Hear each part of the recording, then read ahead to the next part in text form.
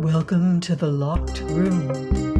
Stories from the golden age of mystery and crime fiction. I'm Mardell, reading Treasure of White Creek by Max Pemberton. She was the daughter of Colonel Kershaw Klein, and he was worth $1 million, as the society papers said. I had danced with her for the first time in the ballroom of the magnificent house her father had rented in Grosvenor Crescent on the occasion of her coming of age, and I agreed with the men that she was beyond criticism an exquisite vision of dark and matured girlhood, so incomparably fascinating that you forget in her company some of her bluntness in speech and set down the voluptuousness of her glance and mien to the southern luxuriance amidst which she had been reared, and to those other notions which prevail in Chile, the land of fleeting republics.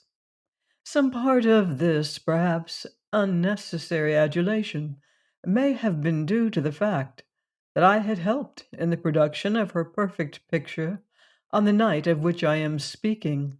The commercial element will intrude at such times, and I could not help but see that she wore at least £800 worth of my jewels. Had the value of them been double, it would have been the same to me. For her father's stability, I had then no doubt he had been received and made much of in the highest places, according the chief seats at the feasts, entrusted, as the old ladies told you, with the most important missions by the government, and a share in the West Hill diamond mine at South Africa was not the least substantial factor in the sum of his income. Any and every gem to which he took a fancy, I had let him have readily, being assured by an important personage at the embassy that his credit was unquestionable, and it was a pretty pleasure to me, when I first met his daughter, to observe how well my diamonds sat upon her, and how shapely were her arms, clasped in the ruby bracelets, which had been amongst the treasures of Bond Street but 3 months before. She was indeed a sunny child of the South, radiating a warming light about her, tempting you to wait long for a single press of her hand, luring you to follow the sparkle of her eyes, even when she looked at you over the shoulder of a dancer, who for the moment had the privilege of holding her in the entrancement of the deux temps. There was keen contention for her program, but somehow I found her disposed to favor me, and danced no less than 4 with her, to the infinite annoyance of the many youths who eyed me angrily from their watching ground by the door. They said that they had never seen her brighter, and I was ready to believe them, for she kept her tongue going merrily through the waltzes, and leant upon my arm in a languorous way that was completely entrancing. At the end of the dance, the next being some new-fangled barn dance where men scarce put their hands upon their partners, she said that she would sit in the conservatory and eat ices. And for the first time during the long evening I found myself able to talk easily with her. "Well," she said, when we had composed ourselves behind a huge fern, and had made a successful attack upon the meringue glacée, "well, this is about splendid, don't you think so?" I said that nothing could be more delightful. "And to think that I've never danced with you before. Why, you're just perfect," she went on. "I haven't enjoyed myself right along like this since I was in Valparaiso." "Are the Chileans such wonderful dancers, then?" I asked, and she looked up at me bewitchingly. "They just make a profession of it between the shooting times," said she, and then changing the subject quickly, she asked, "What do you think of the crystals now I've got them on?" "It is not particularly consoling to hear your rubies spoken of as crystals," but her description was accompanied by such a pretty laugh and she opened her great black eyes so widely that I smiled when I answered. Why, they're to be envied in such a setting. You are the fourth man that has said that. The same tonight, she exclaimed, putting her glass down and tugging at her glove. I think that Britishers learn their compliments out of copybooks. They're all presents for good girls. Let's see if you're cleverer at getting a glove on than at making pretty speeches. The arm that she held out was gloriously white, and as every man knows, the operation of pulling on the glove of a pretty girl is apt to be prolonged. There are fingers to fit, and a little thumb to stroke daintily, while the grip upon the more substantial part of the forearm will bear repetition so long as time serves. I must have occupied myself at least 5 minutes with her buttons, she finding it necessary to press close to me when I did so. And the task was none the less pleasant when her rich brown hair touched my face, and her dress rustled with her long-drawn breathing. How long the process would have lasted, or what I should have said foolishly in the end, I do not know, but of a sudden she drew her arm away and exclaimed, "Oh, I'd quite forgotten. I wanted to ask you about the bull's-eye." This was her description, I may mention without anger, of the famous White Creek diamond, which, as all London knows, I have had in my possession for the last 2 years. Her father, who was reputed to have some commission to buy it for a Persian, was then negotiating with me for its purchase for this sum of £130,000. He waited only, he said, for the coming of his partner from Valparaiso to complete the transaction, and it was owing to the intimacy which the pourparlers brought about that I found myself then in his house. How much his daughter knew of the business, however, I could not tell, and I answered her question by another. "What do you know about the bull's-eye?" "That you're trying to sell it to my father," she replied, "and that he won't promise to give it to me." "Have you ousted him, then?" "Have I ousted him? Why, look at him. Isn't he 10 years older since he met you in Bond Street?" "He certainly seems to have something on his mind," said I. "That's me. He's got me on his mind," she remarked flippantly, "but I wish he'd buy the bull's-eye and give it to me for a wedding present." "Oh, you're engaged?" I ventured dolefully. "You never told me that."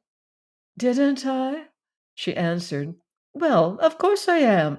And here's my partner." She went away on another man's arm, but she left to me a vision of dark eyes and ivory white flesh, and her breath still seemed to blow balmily upon my forehead. Her partner was a young man just down from Oxford, they told me, seemingly a simple youth, to whom the whole sentence and conversation was as much a mystery as the binomial theorem, but he danced quite well, and I doubt not that she suffered him for that. I watched her through the waltz, and then after a few words with her father, who promised to call upon me the next day concerning White Creek treasure, I said good night to her. She gave me a glance which was more entrancing than any word, and although she had the habit of looking at a man as though she were dying for love of him, I carried it away with me foolishly into the street, when the dawn had broken with summer haze, and an exalting sweetness was in the air. The invigorating breath of morning somewhat sobered my thoughts, but none the less left the impression of her beauty fermenting in my mind. I turned into Hyde Park, where the trees were alive with songbirds, and the glowing flowers sparkled with the silver freshness of the dew, and set out to walk to Bayswater. In these moments I forgot the prosaic necessities of forms and customs, and bethought how pleasant it would be if some enchantment could place her at my side, a Phyllis of Mayfair, freed from the tie of conventionality, to look at me for all time with those eyes she had used so well but an hour ago. I forgot her manners of speech, her unpleasing idioms, even the discordant note that her usually melodious voice was sometimes guilty of, forgot all but her ripe beauty, the softness of her touch, the alluring fascination of her way, the insurpassable play of her mouth, the exquisite perfection of her figure. Women's eyes make dreamers of us all, and though I have pride in the thought that I am not a susceptible man, I will confess without hesitation that I was as near to being in love on that summer morning in July as was ever a professor of the single state who has come within hail of his 35th year with the anti-feminine vow unweakened. At Lancaster Gate I paused a moment, leaning upon the iron rail of the drive to look back at the London veldt, fresh to luxuriance, in the dew showers which gave many colors, in the play of sunlight. There was a stillness under the trees, and the hum of the still sleeping city was hushed, though day was seeking to enter the blind-hid windows, and workmen slouched heavily to their labor. The scene was fresh enough, beautiful as many of the city's scenes are beautiful, but I had scarce time to enjoy when I saw the Oxford youth who had last danced with Margaret Klein coming striding over the grass, a masterful pipe in his mouth, and a very rough ulster wrapped round his almost vanishing shoulders. He gave me a cheery nod for greeting, and to my surprise he seated himself upon the seat beside me, and having offered me a cigar, which I took, he found his tongue so readily that I, who had heard his haw-hawing in the ball-room, concluded at once that it was assumed and not natural to him, and in this I was right, as the first exchange of speech with him proved. "I've had a sharp run to catch you," said he, "for this infernal dancing takes it out of you when you're not used to it. I wanted a word with you, particularly before this thing goes any further. Do you know anything of these people?" "Why," said I might ask you that question. Since you've made yourself so much at home there, don't you know them?" "No, I'm hanged if I do," said he. "But if I'm not mistaken, I shall be on very good terms with them before the season's out. You haven't sold them any jewels, have you?" This was such an extraordinary question that I turned upon him with an angry reply upon my lips. But the word changed to one of amazement when I saw his face closely in the full sunlight. It was no longer the face of an Oxford boy, but of a man of my own age at the least. "Well," I remarked as I looked full at him, "you've made rather a quick change, haven't you?" "It's the running," he replied, mopping himself with a handkerchief and leaving his countenance like a half-washed chessboard. "We're in for another 6 hours' stew, and my phiz is plastic. I'd better be moving on, lest I meet any of my partners. I might break some hearts, you know. But what I wanted to say was, don't go making a fool of yourself, Mr. Sutton, over that little witch with the black eyes, and don't, if you love your life, put yourself for a moment in the power of her long-tongued father." This utterly surprising rejoinder was given without a suspicion of concern or bombast. Many people would have resented it as an impertinence and a dishonorable slander upon one whose hospitality we had just enjoyed. But I had not been a dealer in jewels for 10 years without learning to recognize instantly the professional tongue, and I knew that I was talking to a man from Scotland Yard. Yet I must confess that I laughed inwardly at the absurdity of his fears. Few men had come to London with stronger recommendation than Kershaw Klein, and even the banks had trusted him implicitly. "Are you sure that you are making no mistake?" I asked, as he buttoned up his coat and looked about for a hansom. "You gentlemen have been woefully out lately. I can't forget that one of you cautioned me against Count Helvig 3 months ago, and if I'd listened to him I should be worth 5,000 less than I am at this moment. If this man is what you think, he's managed to blind a good many people, and his own embassy into the bargain." He thought for some minutes, before he answered me, standing with his hands in his pockets and his cigar pointing upwards from the extreme corner of his mouth. His reply was given with a pitying smile and was patronizing, as are the replies of men convinced but unable to convince.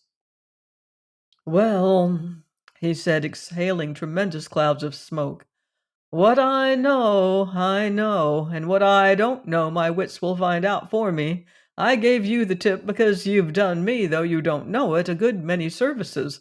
But whether you take it or leave it, that's your lookout only.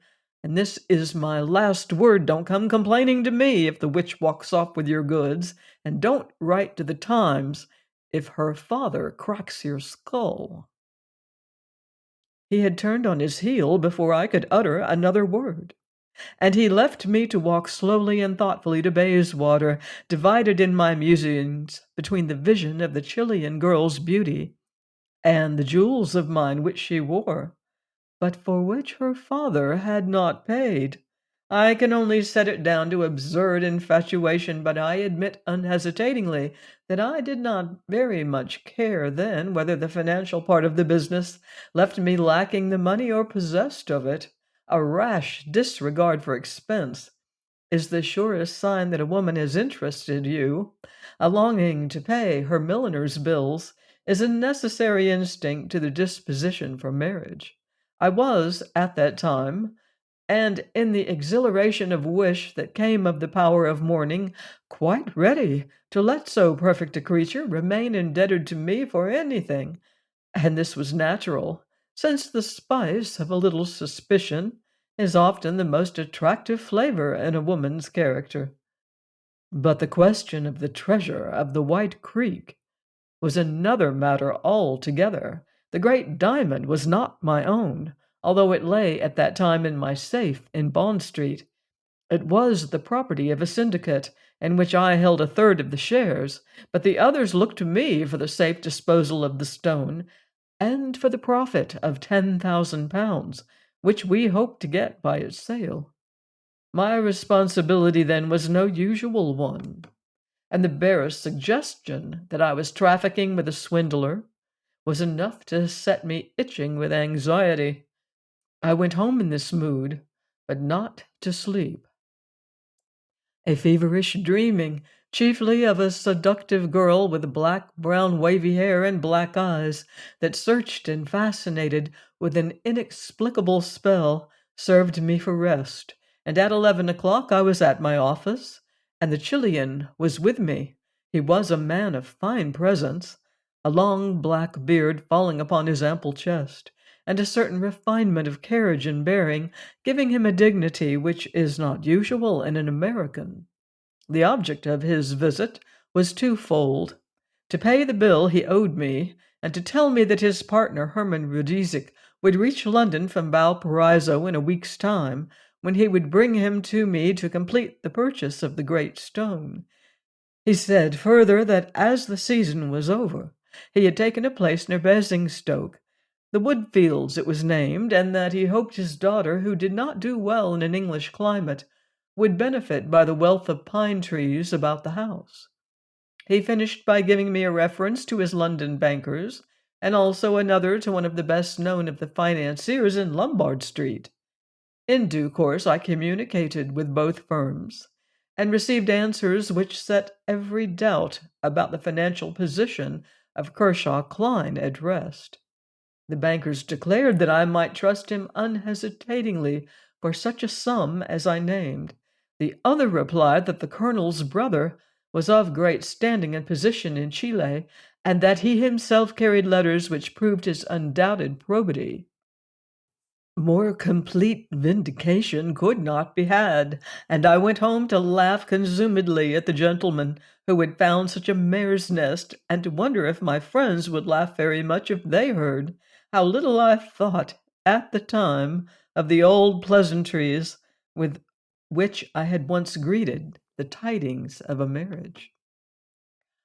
I did not hear more of Klein for some 15 days, at the end of which time he wrote, saying that Hermann Rudisick was with him at Basingstoke, and that they hoped to call upon me on the following Friday. The march of events was from that time quick. On the Thursday, I read in a daily paper of an accident in Berkshire to a Chilean visitor who had been thrown from his carriage and seriously hurt.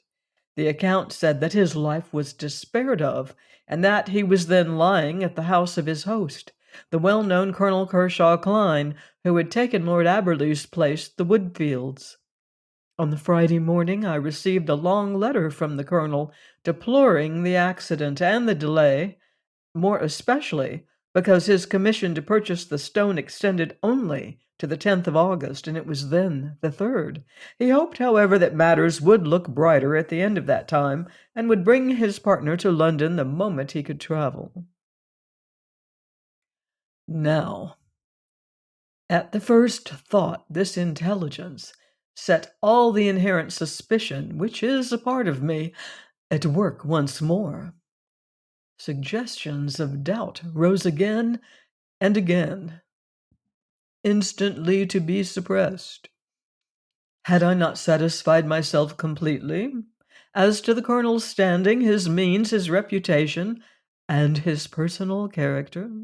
Was he not staying in Lord Aberley's house? Had he not passed most brilliantly through a London season? Were there not 20 members of the Bachelors' Club seeking to pay for the sake of his daughter the fine imposed upon amorous backsliders?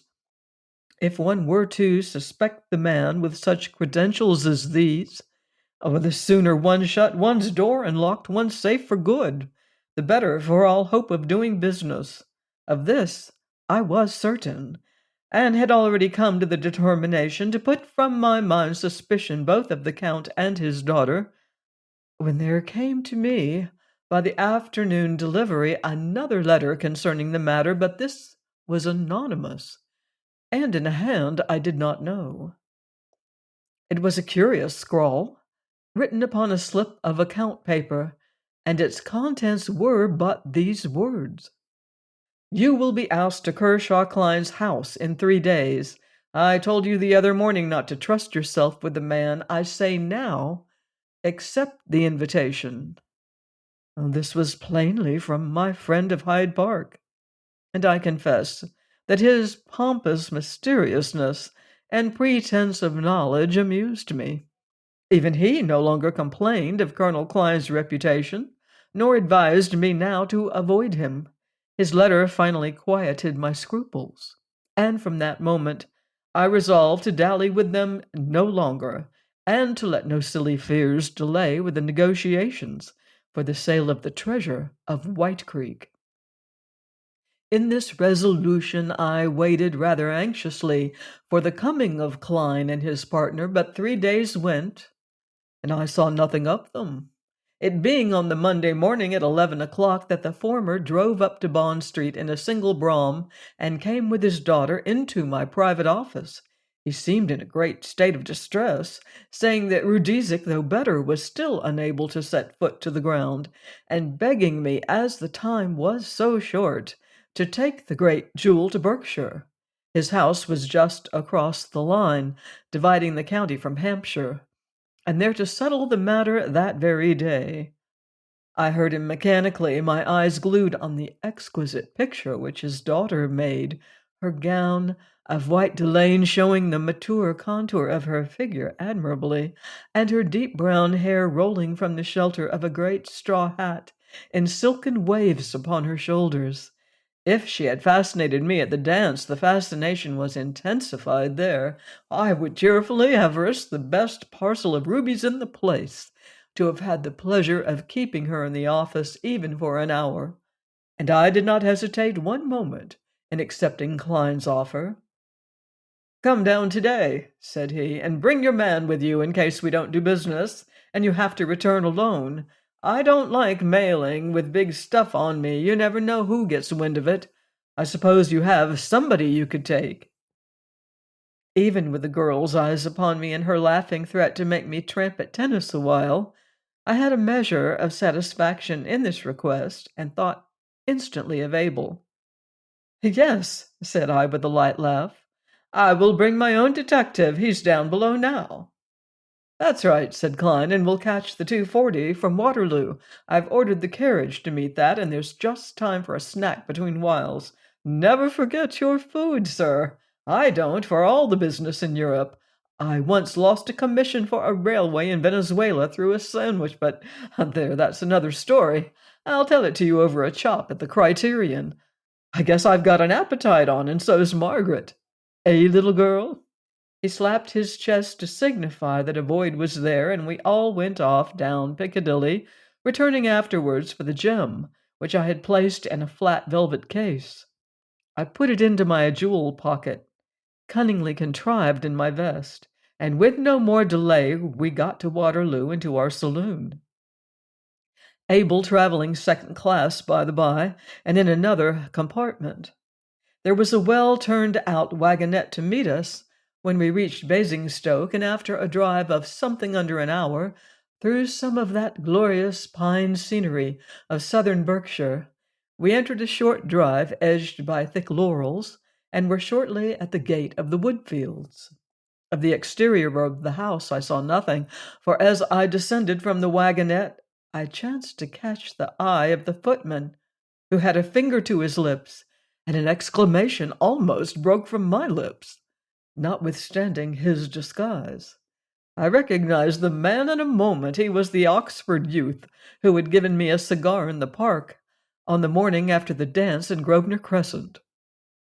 The discovery was not a pleasant one. It made discord all the music of Margaret Klein's voice. She was quickly babbling to me in the old Georgian hall, and forbade my taking considerable notice of the massive oak of the double staircase, or of the exceedingly bright-nosed ancestors who smiled upon us from 20 gilt frames. Abel had come up to my room with me, I pretending that he invariably acted as my valet, and once inside a very large but very ugly square bedchamber, whose windows overlooked the prim lawn and terrace of flowers, I shut the door and had a word with him. Abel, said I, that footman who drove us from the station must be one of the Scotland Yard lot. What's he doing in this house? Abel whistled, and by instinct, I suppose, put his hand upon his pistol pocket. Have you got your revolver with you, sir? He asked. Of course I have, and I'll take this opportunity to charge all the chambers, but I don't believe for a moment there will be occasion to use it. The man's on a false scent entirely. It's necessary at the same time to act like wise men and not like fools, and I must count on you to be near me while we're in the place. If there's any knavery afoot, we shan't hear of it until the place is asleep. But come here when I'm going to bed, and then we shall know what to do. I sent him off with this to the servants' quarters and dressed, though an indescribable sense of nervousness had taken hold of me, and I found myself peering into every cupboard and cranny like an old woman looking for a burglar. The situation was either as dangerous as it could be, or I was the victim of partial fears. Yet the very shadows across the immense floor, and the aureola upon the carpet about the dressing-table, seemed to give gloom to the chamber. So thick were the walls of the old house that no sound reached me from the rooms below, and when the gong struck the hour for dinner, its note reverberated as a wave of deadened sound through some curtained chapel or chill vault. What did it mean? I kept asking myself. The illness.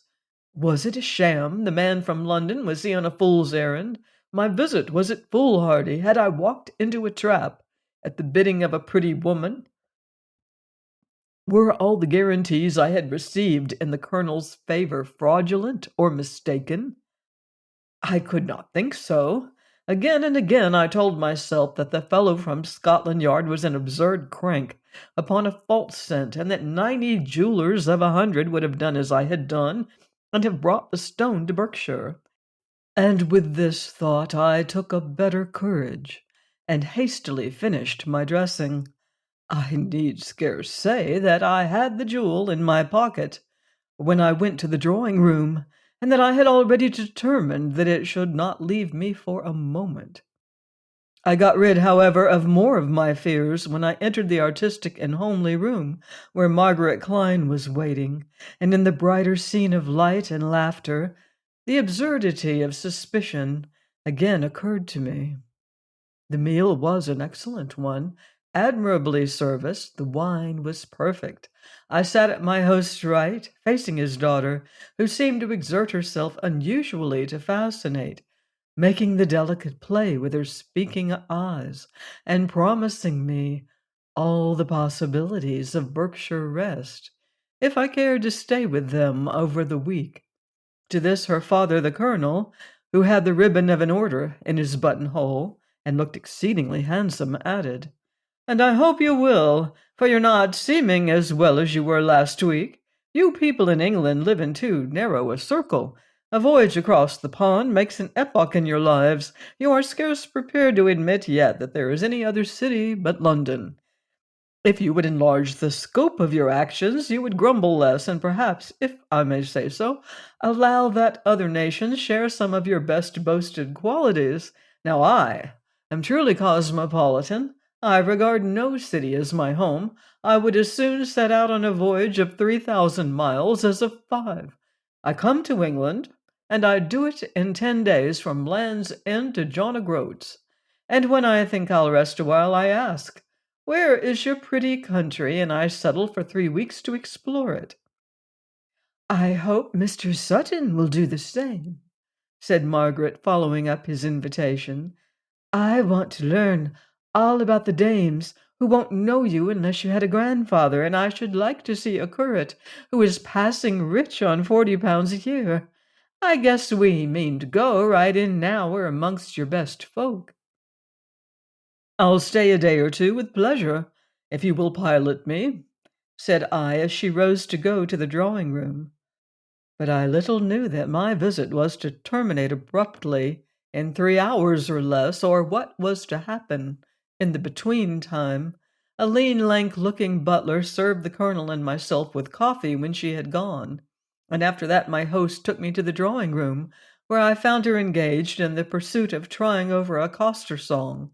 The colonel suggested business at once, saying, "I'll leave you with Margaret while I go up to Herman and learn if he's well enough to receive us. I dare say you can amuse yourselves. I shan't be gone 5 minutes." He was really away for 20 minutes, but I did not count the time.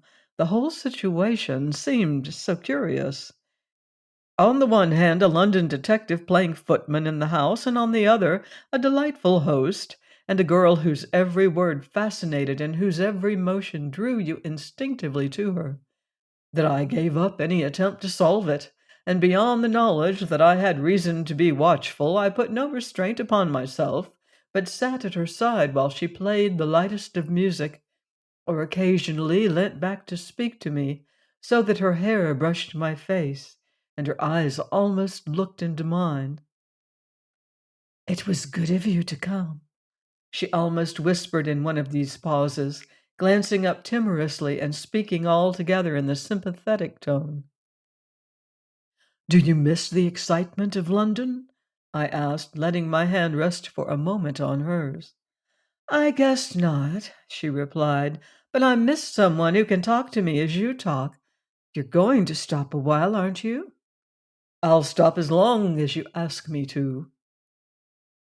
When he was gone, she went on playing for some minutes, turning away at last impatiently from the piano and facing round with a serious, almost alarmed look. What she meant to say or do, I cannot tell, for at that moment the colonel came back and told us that his partner was in the dressing-room upstairs and would be glad to see me at once. "Margaret may come too?" he asked me. "She would like to see the great stone." "Of course," I replied. "It will be a pleasure to show it her." I cannot tell you why it was, but as we rose together to leave the room, I seemed in a moment to realize the affair had come to a crisis. In that instant, notwithstanding guarantees, references, Margaret Klein's fascinations, and the 100 arguments I had so often used to convince myself of the folly of suspicion, there came to me a distinct and clear a warning, as though some human voice had given speech to it. The very silence of the others, for they said no word, and a curious hesitation seemed to come upon them, impressed the conviction of the notion. Once in the hall, my uneasiness became stronger, for there at a table was the footman I had recognized, and as he glanced at me when I passed him, his face was knit up as the face of a man thinking, and he let a glass fall at the very moment we reached the stairs. What he wished to convey I do not know, but although I felt there was danger in leaving the ground floor, another force dragged me on behind the colonel, and kept me advancing unhesitatingly until I had reached the end of the long picture gallery with him, and he had knocked upon a door in the eastern wing of the rambling mansion. What this force was, I do not pretend to explain. It may have been merely the influence of the woman, it may have been my inherent obstinacy and belief in myself, or simple lack of conviction, which forbade any public expression of the fears I had fomented. I know only that we waited for some seconds in the passage until a hospital nurse opened the door, and that I found myself at last in a very pretty boudoir, where a pale and sickly-looking man was lying upon a couch, but propped up to greet us. The formalities of introduction were accomplished by the colonel with great suavity and grace, and the nurse, having set chairs at the side of the sick man's couch and placed a table there, she withdrew, and we were ready for the business. That you should understand what happened in the next few minutes, it is necessary for me to say a word upon the construction of the boudoir. It was a room hung in pink silk and white, and it had 2 doors in it giving off to other rooms, whose size I could not see, since they were in darkness.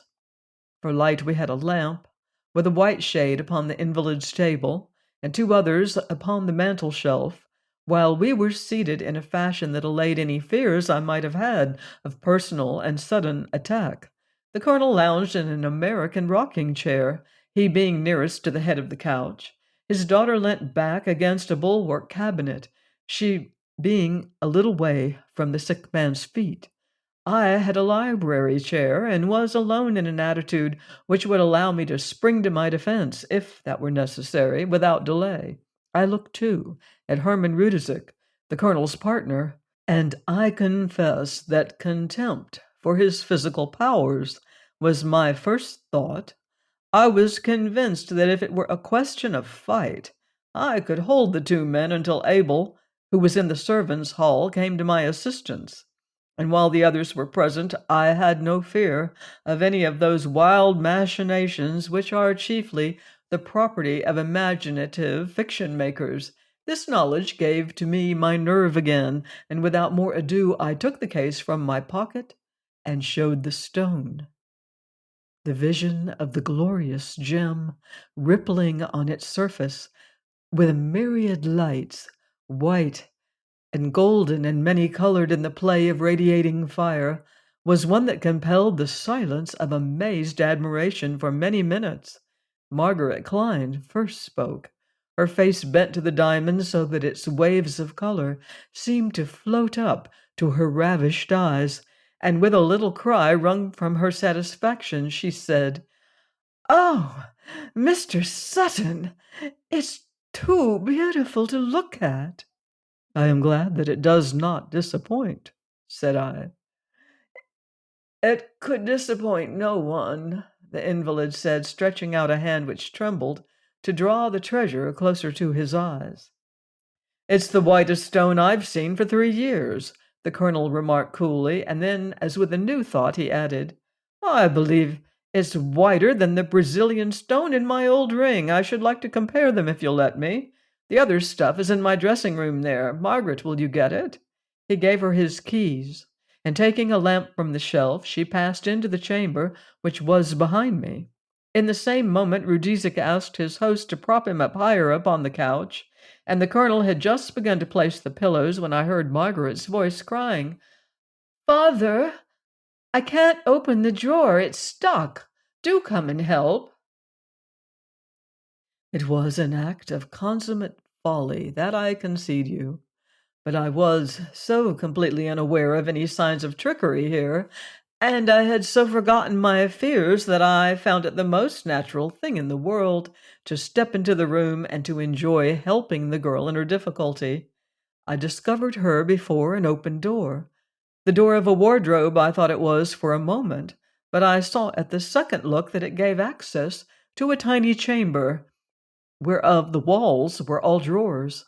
Margaret Klein herself stood within this curiously fashioned safe, built as part of the house, and was still struggling with the refractory drawer, so that I had no hesitation, nor indeed thought suspiciously, in going to her side.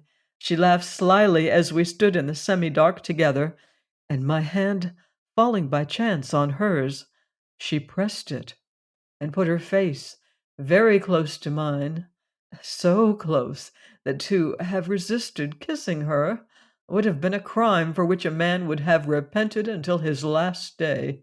I cannot tell accurately how long I held her in a passionate embrace, feeling her lips glued upon my own, but suddenly and quickly she pushed me from her with surprising strength of arm, and before I could regain my balance she had sprung into the room, and the door of the small chamber in which I was left too swung with a clang, striking me backwards as it pressed upon me, and coming nigh to stunning me. So thick was this door, so impenetrable, that its closing was succeeded by the stillness of vault or catacomb. I had scarce realized the whole trick, or the terrible predicament sheer folly had placed me in, when I was plunged into the abyss of utter darkness, shut as it were into the coffin that had been prepared for me. A frightful panic, a hideous terror, an indescribable anger came upon me from the very first moment of that fearful trial. For some minutes, the first minutes of imprisonment in a room where I could stand my height with difficulty, but whose iron sides my elbows touched as I turned, I think my reason must have been paralyzed. Rage, shame of my folly, yet above all unsurpassable fear, drove me to beat with my fists upon the door, which gave me back the touch of solid steel, to cry out aloud as a man in the throes of painful death, to grind my teeth until pain shot into my brain, to forget, in fact, that I was from that time helpless, and that others alone could give to me life. When the first great terror had passed, and a mental struggle had left me with some sense, I leant against the steel door and thought again of my fate. I had little science, yet I knew that the hours of any man shut in an airtight chamber, such as that room of steel was, could be few. I had heard that asphyxiation was a peaceful death, and think I could have had courage to face it if a little light had been given to me, but I was in utter weighty darkness. I could not even see that dull red light, as of one's own soul shining, which may come in the gentler dark of night. There was only upon me that sense of impenetrable blackness, the grim feeling that I had come to my coffin, had slept in it, and arisen to this unspeakable terror. My whole being then seemed to cry aloud for sight, one moment in which living light should again shine upon me. A great craving for air, a sense of terrible effort in the lungs, a rushing of blood to the head, these things succeeded, and as I suffered them, flashes of thought came and passed. Hope extended a hand to me. Processes of reasoning told me that I should be saved, only to convince me the more that I should die. If I could have reasoned sanely, I should have seen that my hope was all bound up in Abel and the detective in the house. Klein and the invalid and the girl, they'd been gone long since, unless others had put hands upon them. My own servant, I knew, would seek for me first, but even if he came to the safe, how would he open it? How cut through these inches of steel before death had ended it all? It was even possible that the door of the strong room was a concealed door, and so afterwards I proved it to be. In that case, how would they know even of my necessity? These torturing reflections threw at last a glimmer of necessary activity upon my despair. I raised my voice, though I had then the strangest sensation in my veins, and my heart was pumping audibly, and for many minutes I shouted with all my strength.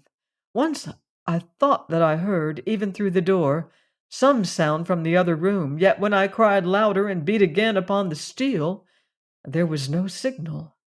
I remained unheeded. My voice gradually failed me. I could cry no longer, but began to sink almost into a coma. How long this coma lasted, I cannot tell. I was roused from it after a hideous dream of waiting by sounds of knocking upon some wall near me, and with a new strength I shouted again and beat again upon the door of steel. Yet I knew that I was not heard, for the sound of blows grew fainter and were passing away, and life, which had come near again, seemed to pass with them.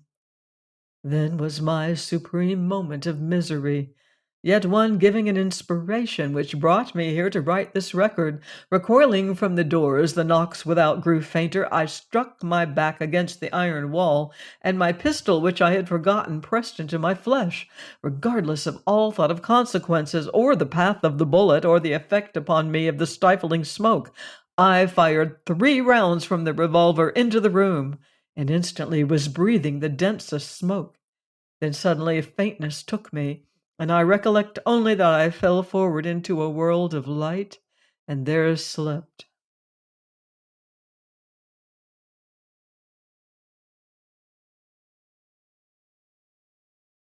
The joke was, seeing you living, Mr. Sutton, that Abel swallowed the wine the butler gave him, and was made as insensibly drunk as a man who takes stage chloroform.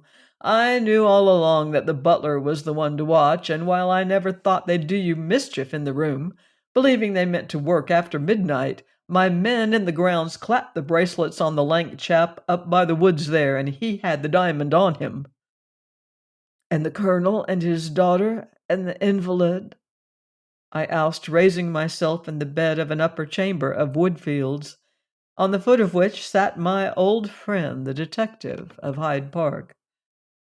Got clear away by a back staircase we'd never heard of, through a cellar and a passage to the lower grounds. They knocked old Jimmy, the local policeman, on the head by the spinney, and all they left him was a bump as big as an orange. That girl must have had a liking for you. One of my men nearly took her as she jumped into a dog-cart, but she threw the keys in his face, and he brought them here. I knew nothing about this room, and shouldn't have done except for the ring of your revolver, but the last Lord Aberley built it to take his famous collection of rubies and emeralds, and that lag Klein evidently heard of it, and leased the place furnished on that account. How do you know that he was a swindler? I heard of him in New York when I was there last winter. He was wanted for the great mail robbery near St. Louis. A clever scoundrel, too, deceived a heap of folk by forged letters of introduction, and the banks by leaving big deposits with them. He must be worth a pretty pile, but I don't doubt he came over here from America on purpose to steal your diamonds. He was out at the Cape 9 months ago and got to hear all about the White Creek stone. Then he must have known that Herbert Klein, his supposed brother, was a real rich man of Valparaiso and away yachting in the Pacific, and so he claimed him and traded on his undoubted couple of million. A clever forger, and the other 2 with him nearly as smart. It was lucky for you that one of the grooms here had heard of a mysterious place in that dressing room, and led me when I missed you to tap the walls. You were nearly done for, and though you don't know, you've been in bed pretty well a week. And the man's daughter? I asked a little anxiously. His daughter, he replied. Pshaw! She's his wife, and we'll take the pair of them yet. But he never did. Please join me next time for another avaricious tale from the annals of crime, here of the locked room. Until then, beware of footsteps in the dark.